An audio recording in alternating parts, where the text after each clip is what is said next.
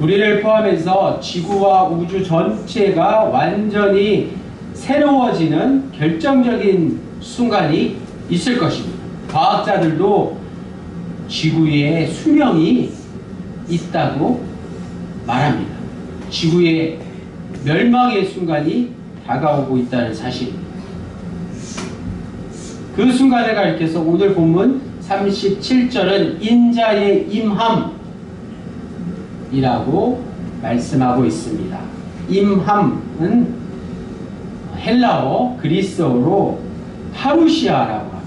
헬라어 파루시아 들어보셨는지 모르겠어요. 파루시아가 바로 임함입니다. 굳이 그리스어 헬라어를 왜 말씀드리냐면 헬라어 파루시아에는 여러 가지 뜻이 있다는 거예요. 바로 도착, 나타남.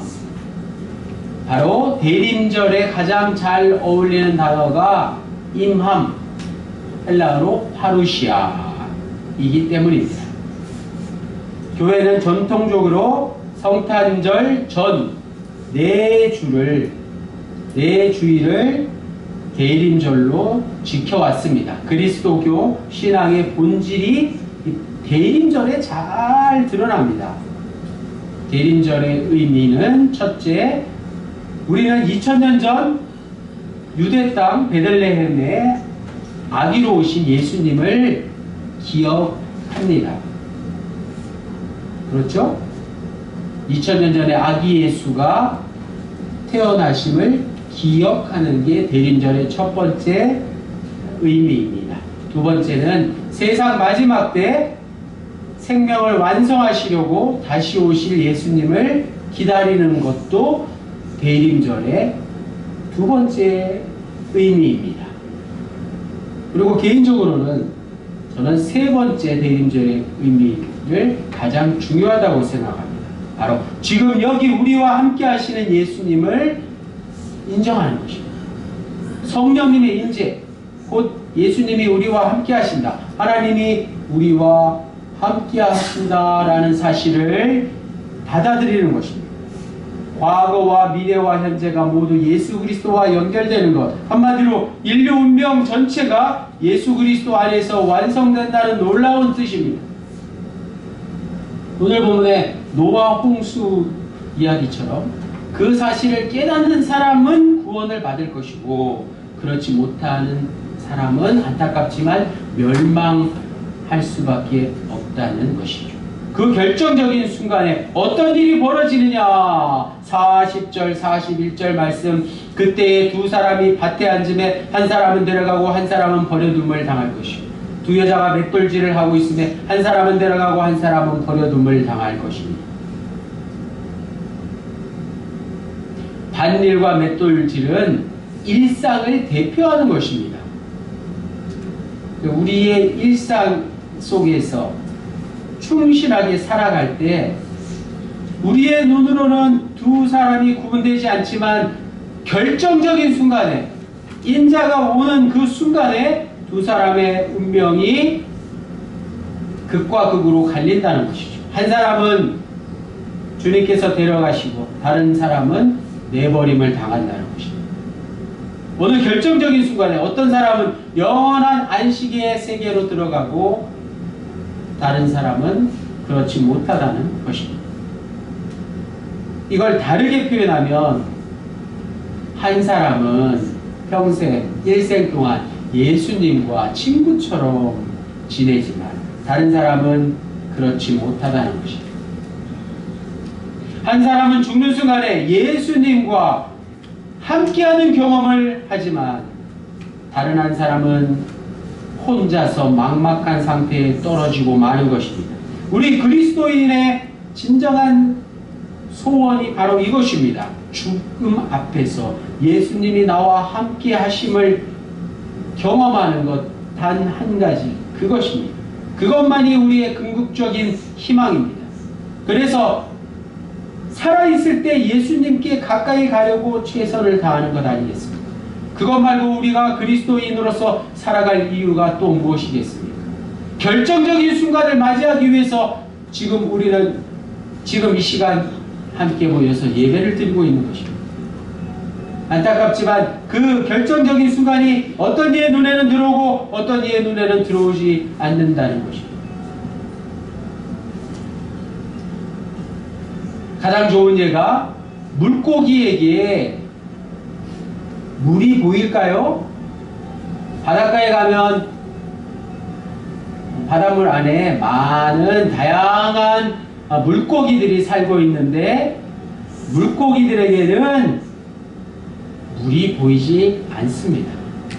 우리가 물고기가 아니지만 인간이 물을 보는 것과 물고기가 물을 보는 것은 다른 것이죠. 인간이 물을 보는 것처럼 물고기는 물을 보지도 못하고 느끼지도 못하는 것입니다.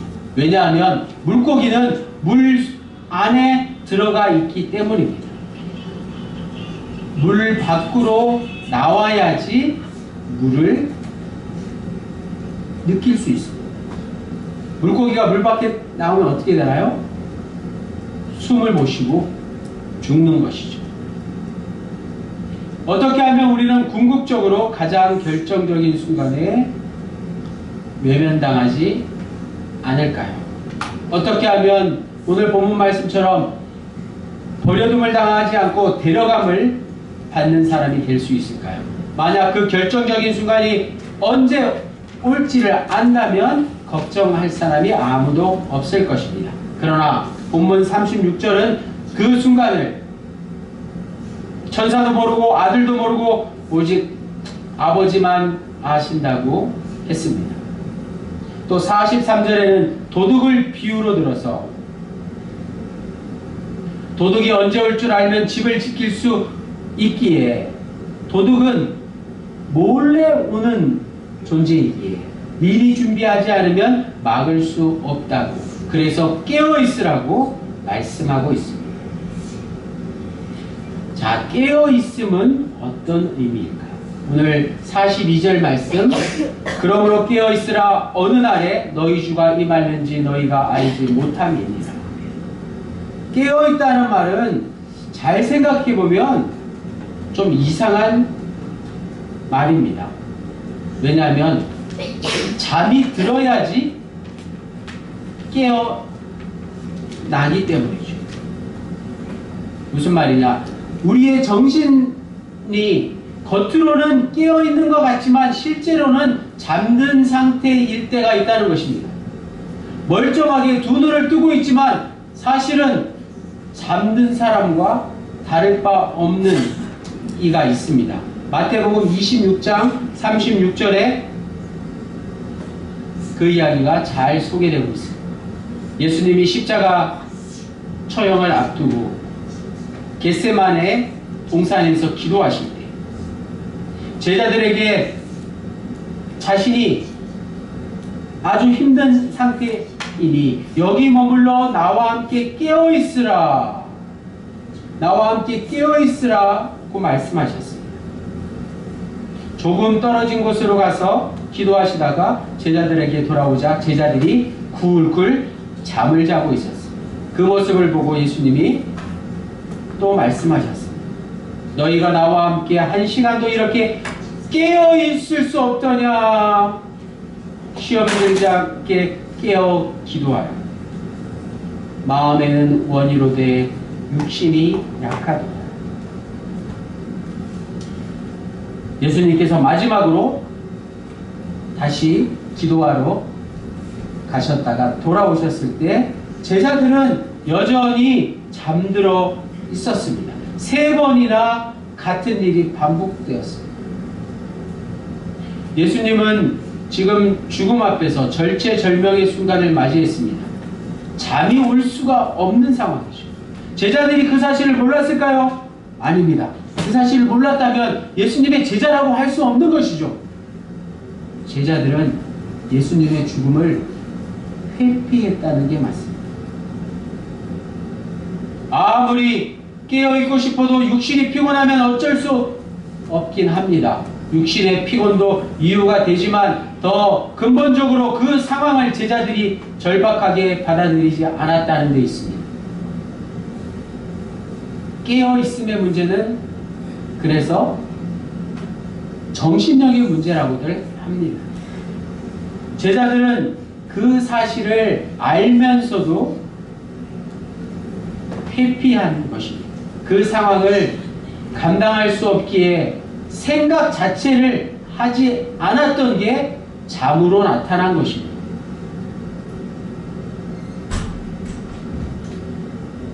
바쁜 현대를 살아가는 우리도 그런 면에서 제자들처럼 깊은 잠에 떨어져 있을 때가 많습니다. 자신의 운명을, 실존을 심도 있게 생각하는 게 귀찮기도 하고 어렵기도 해서 제자들처럼 회피하는 건 아닐까요? 자신의 구원을 여러 가지 다양한 활동을 통해서 얻으려 합니다. 현대인들은 전반적으로 일상에 과몰입하는 게 확실합니다. 일들을 열심히 해서 구원의 문제를 애써 회피하려 할 때가 많습니다. 일종의 진통 효과를 얻으려 하지만 그렇다고 삶의 실체를 외면할 수는 없습니다. 오늘 우리는 진정 깨어있는 사람일까요? 아니면 잠이 들어있는 사람일까요? 잠이 들었다거나 깨어있다는 말을 오늘 말씀을 통해서 생각해 볼 수 있어야 합니다. 자기는 정말 정신이 말짱하다고 생각할 수 있습니다. 다른 사람이 부러워할 만한 수준에서 많은 것을 누리며 많은 것을 이루며 살고 있기 때문에 그렇다고 생각합니다. 자신이 잠을 자고 있다고 생각하는 사람이 누가 있겠습니까? 그러나 우리가 한숨 자고 일어나서 꿈을 꿨는데 그 꿈이 아무리 진짜 같아도 그건 꿈에 불과한 것이죠. 마찬가지 우리가 아무리 꿈이 아닌 현실을, 생실을 진짜처럼 산다고 해도 그것이 참된 삶은 아니라는 것입니다. 무슨 말이에요? 물고기의 예를 들었듯이 잠에서 깨어야 그게 꿈인 줄 압니다. 오늘 우리는 본문이 말하는 깨어있는 삶이 무엇인지를 분명히 알아야 하는 것이죠. 그게 오늘 설교의 핵심입니다. 깨어있는 삶에 대하여. 깨어있는 삶이란 어떤 것일까요? 깨어있는 삶은 바로 무엇이라고요? 하나님 앞에 서는 것입니다. 라틴어로 코람데오. 하나님 앞에 매 순간 살아가는 것을 경험하는 사람이 진정 깨어있는 사람입니다. 코람데오는 그리스도교 영성의 핵심입니다. 칼빈과 또 종교개혁가 마르틴 루터, 많은 믿음의 선진들이 코람데오의 삶을 살려고 노력했습니다. 하나님 앞에서 하나님의 권위 아래 하나님의 영광을 위해 살아가는 것이 코람데오의 삶입니다. 깨어있는 삶입니다. 인간을 지켜보시는 그분 앞에서 살아가는 것입니다. 이 말은 하나님의 임재라는 말로도 쓰입니다. 코람데오의 삶은 아주 단순합니다. 그런 단순한 삶을 통해서 하나님 앞에 서려고 최선을 다했던 이들이 있습니다. 하나님 앞에 바로 서려고 출가해서 수도원에 들어가서 평생을 산 이들이 그리스도교 역사에 많이 있습니다. 수도원이 아니라 시장 바닥과 같은 곳에서 사는 오늘 우리의 삶의 태도만은 그들과 다를 게 없어야 한다는 것입니다. 비록 우리가 저 깊은 산속 기도원, 수도원에 들어가서 살지를 못해도 그런 자세를, 그런 태도를 유지하려고 노력해야 된다는 것이죠. 그것이 바로 영적 수행입니다.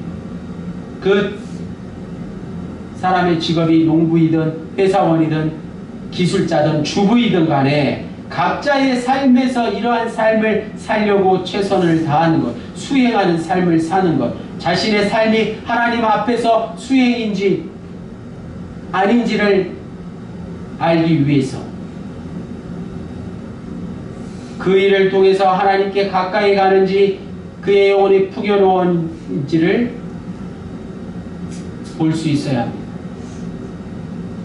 우리의 영혼이 풍요로워지는 그런 순간을 기다리며 살아가는 삶이 바로 깨어있는 자의 삶입니다.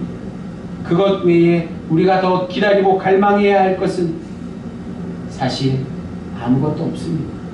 우리의 인생에서 뭐 그리 대단하고 중요한 일이 또 어디 있겠습니까?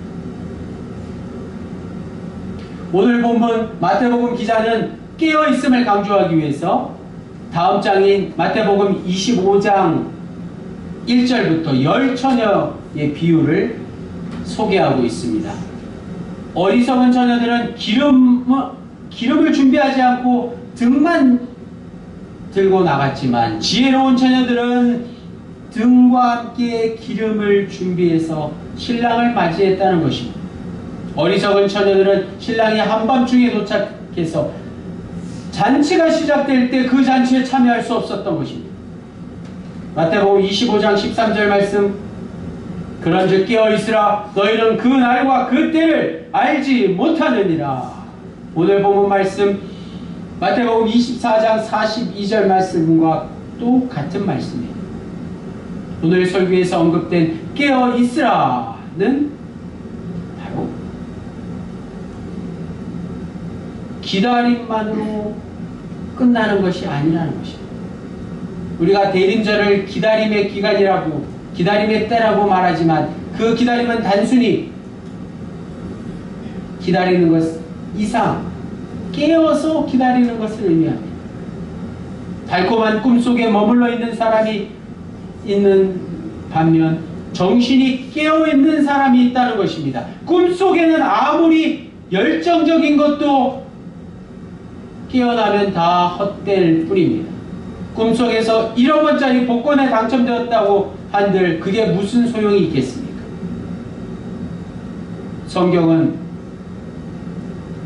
영혼이 깨어있는 자가 진정 깨어있는 자라는 것을 말씀하는 것입니다. 그래야만 노아 홍수에 멸망당하지 않고 밭을 갈거나 맷돌질을 하다가 일상을 살다가 버림당하지 않는다는 사실입니다. 다 함께 금주의 요절이 나온 마태복음 24장 43절에서 44절 읽겠습니다. 시작. 너희도 아는 바니 만일 집주인이 도둑이 어느 시각에 올 줄을 알았더라면 깨어있어 그 집을 뚫지 못하게 하였으리라. 이러므로 너희도 준비하고 있으라. 생각하지 않은 때에 인자가 오리라. 오늘 설교 제목 깨어있음에 대하여. 이 깨어있음은 육신의 깨어있음이 아닙니다. 영혼의 깨어있음을 뜻합니다. 깨어있으라고 해서 육신이 밤을 새며 깨어있어야 된다는 그런 의미가 아니라는 것입니다. 우리의 영혼이 깨어있어야 된다는 것입니다. 영혼이 깨어있으려면 무엇이 필요할까요? 영혼이 깨어있다는 증거가 무엇일까요? 먼저 죽어야 할 인간의 실존을 냉정하게 직시할 수 있어야 합니다. 우리 모두 다 죽음을 당할 존재라는 사실을 인정하는 것입니다. 그것을 인정하면 더 이상 일상에 지나치게 몰두하지 않습니다. 우리가 일상에 지나치게 몰두하는 이유가 무엇입니까? 그것이 곧 끝난다는 사실을 애써 외면하기 때문이지 않습니까?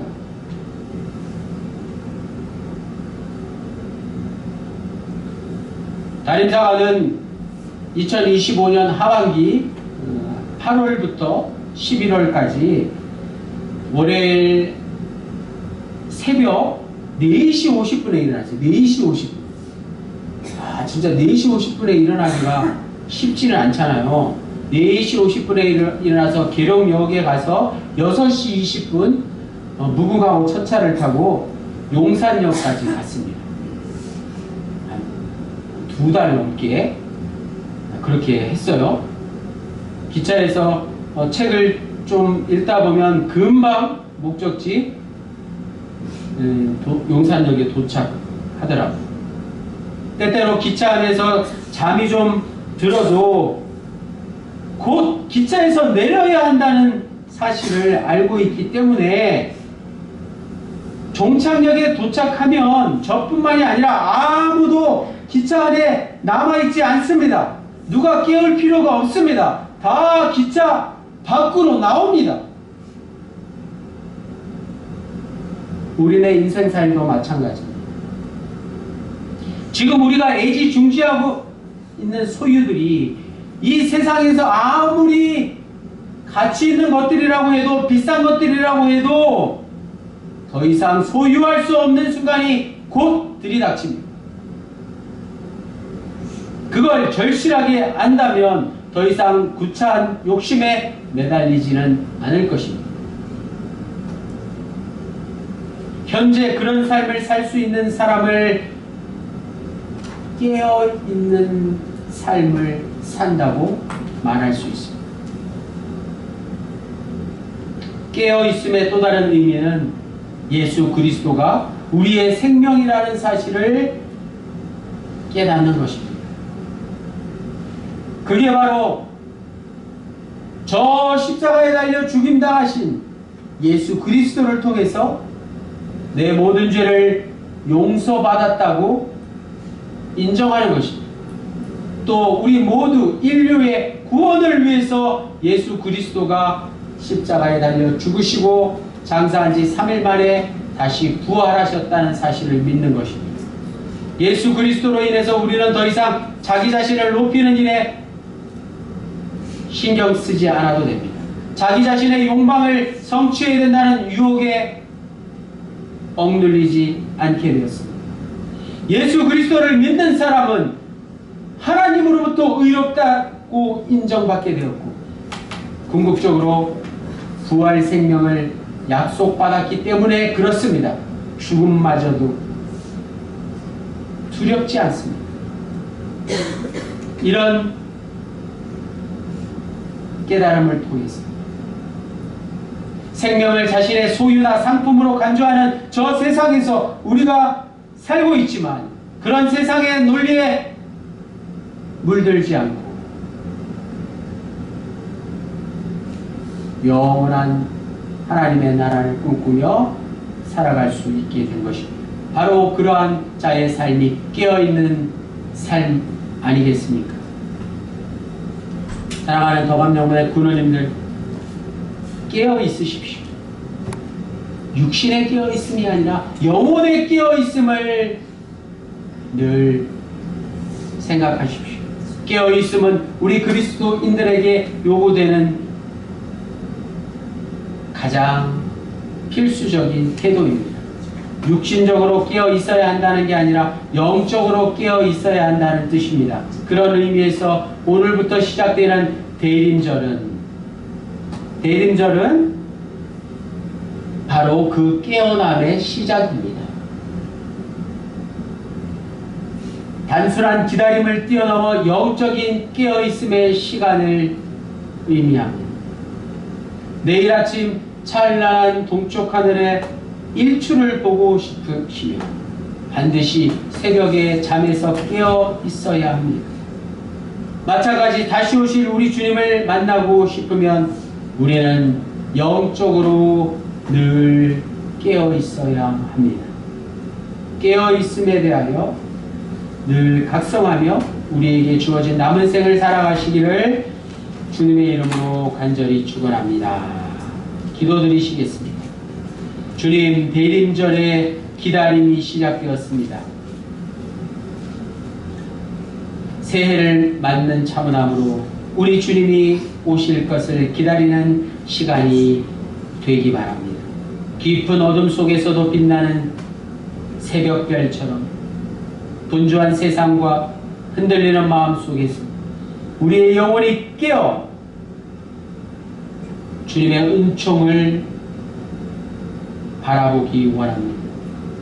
우리 매일 일상의 작은 발걸음 하나하나에 주님의 빛과 평화를 드러내 주십시오. 오늘의 기다림이 희망이 되고 우리의 삶이 그 빛을 향해 나아가는 길이 되게 해 주십시오. 모든 말씀 예수 그리스도의